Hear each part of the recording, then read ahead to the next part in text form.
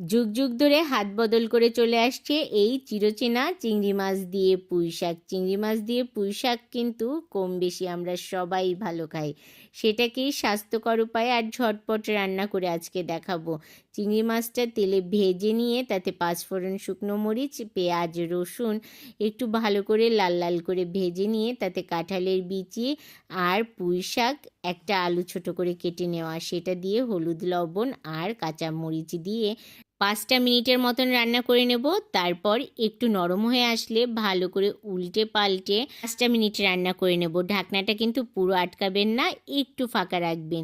এটাই হবে মেন শাকের পুষ্টিগুণ বজায় রাখা। এতে কালারও বজায় থাকবে আর পুষ্টিগুণও বজায় থাকবে। সামান্য পরিমাণে জল দিয়ে দিয়েছি আর চিংড়ি মাছ দিয়ে আর কিছুক্ষণ সময় রান্না করে নিয়েছি, একদম রেডি গরম ভাতের সাথে খাওয়ার। যুগ যুগ ধরে হাত বদল করে চলে আসছে এই চিরচেনা চিংড়ি মাছ দিয়ে পুঁই শাক। চিংড়ি মাছ দিয়ে পুঁই শাক কিন্তু কম বেশি আমরা সবাই ভালো খাই।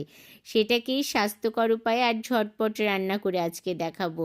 চিংড়ি মাছটা তেলে ভেজে নিয়ে তাতে পাঁচফোড়ন, শুকনো মরিচ, পেঁয়াজ, রসুন একটু ভালো করে লাল লাল করে ভেজে নিয়ে তাতে কাঁঠালের বিচি আর পুঁই শাক, একটা আলু ছোট করে কেটে নেওয়া, সেটা দিয়ে হলুদ, লবণ আর কাঁচা মরিচ দিয়ে 5টা মিনিটের মতন রান্না করে নেব।